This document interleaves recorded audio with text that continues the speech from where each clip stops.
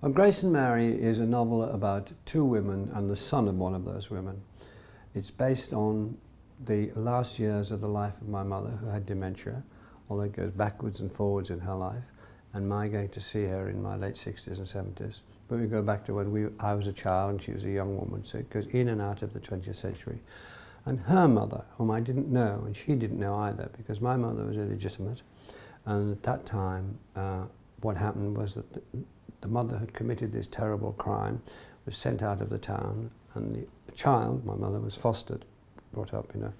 So one woman I thought I knew well, my mother, but over the years when I was seeing her, I found I knew her better, and she was funnier and braver and more spirited. It isn't a miserablest book, it's celebratory, I think.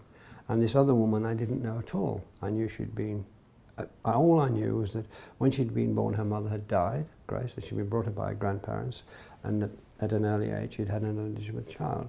So I constructed a life for her, as it were, to tell my mother in the book.